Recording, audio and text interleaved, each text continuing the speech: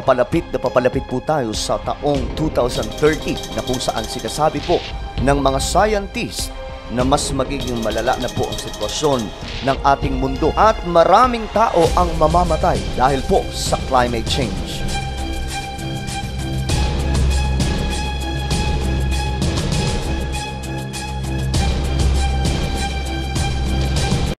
Hello guys, this is me, Sangkay Janjan. I'm back for another vlog today. Huwag niyo pong kalilimutan na i-subscribe ang ating channel, i-click ang bell at i-click ang all. At sa mga nanonood naman po sa Facebook, i-follow niyo po yung ating Facebook page.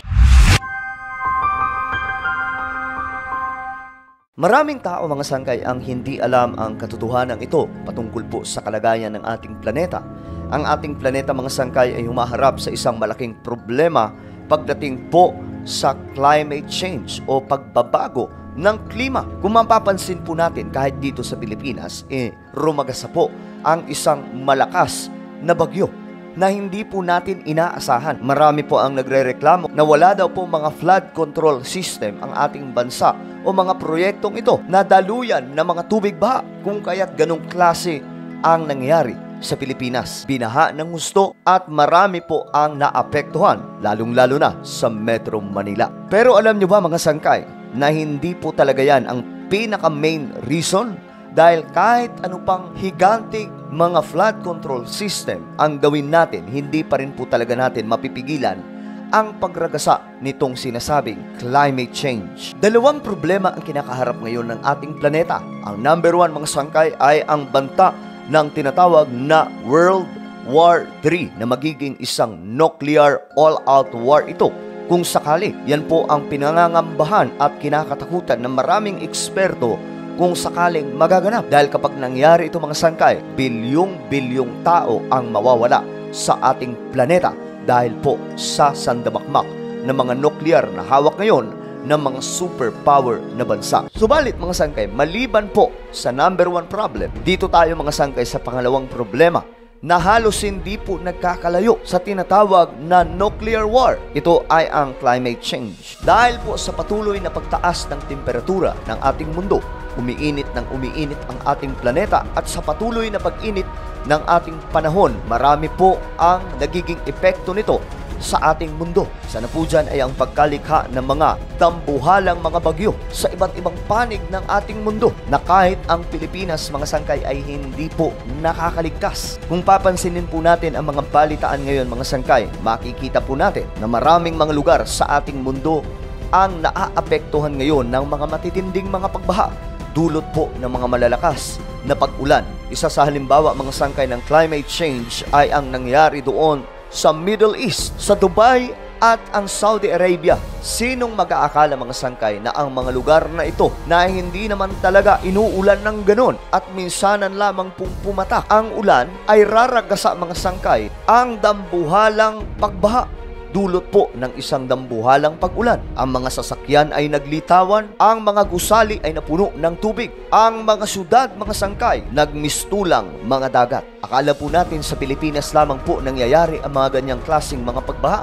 Hindi lamang po, kundi iba't ibang mga lugar pa sa ating planeta. Isa sa epekto ng climate change ngayon ay ang pagkasunog ng kusa sa mga kagubatan. Sa western countries, nakakaranas po sila ng mga matitinding wildfires. Isa sa halimbawa ay doon po sa Amerika na ayon nga po sa report mga sangkay, sa taong 2024, nito lamang nasunog po ang kagubatan nila na sinlaki po ng Los Angeles o higit pa na mas malaki sa syudad na ito na nagtuloy-tuloy mga sangkay ng ilang linggo.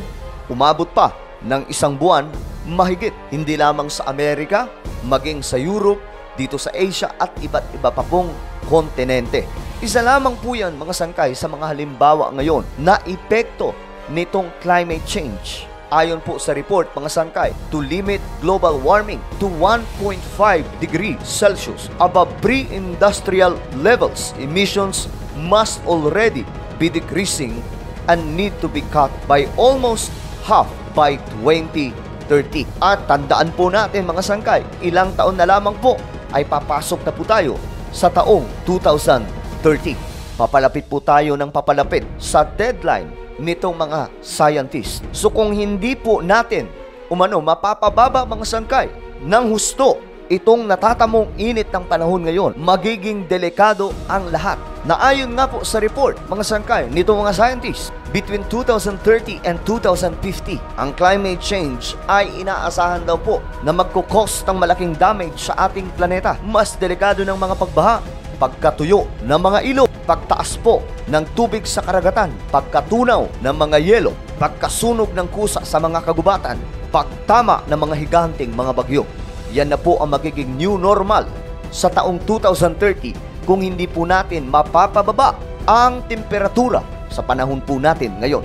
Kung kaya't marami po ang nananawagan na ang world leaders ay gumawa na po ng mabilis na hakbang at magkaisa na nang sa ganun mapigilan pa po natin itong sinasabing hagupit ng climate change sa taong 2030. Na sinasabi po ng mga scientists na milyong-milyong mga tao ang papanaw taon-taon dahil po dito. Marami mga conspiracy theory na sa taong 2030 ay marami pong mga pagbabago ang magaganap sa ating planeta. Kagaya na lamang po ng pagkabuo ng tinatawag na One World Government, New World Order. Kung kaya't mga sangkay ngayon pa lang marami na po ang kinakabahan. Ngunit tayo mga Kristiyano, tayo mga naglilingkod sa ating Panginoon, bagamat ito po ang banta sa ating planeta, huwag po tayong kakabahan, huwag po tayong matatakot. Hanggat tayo po ay tapat na naglilingkod sa ating Panginoon, wala po dapat tayong katakutan. Sabi ba nga ng isang kanta, dumaan man ako sa ilog, hindi ako malulunod. Dumaan man tayo sa apoy, hindi tayo masusunog,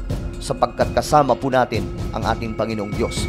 Pinapatunayan lamang po mga sangkay na ang Biblia ay hindi po nagsisinungaling patungkol po sa mga huling araw bago po ang pagbabalik ng ating Panginoong Hesus. Nakikita po natin ang mga senyales na pwede po nating mapanood sa social media, sa mga telebisyon o marinig sa mga balita, sa radyo. Kitang-kita po natin na kasabay po ng pagtaas ng teknolohiya sa ating mundo ang pagkawasak naman ng ating planeta. Lumalala ang sitwasyon. Ang tao po mga sangkay ay lalong nagiging marahas sa panahon natin ngayon na pinapatunayan din po ng Biblia na ito po ang magaganap bago po ang pagbabalik ng ating Panginoon.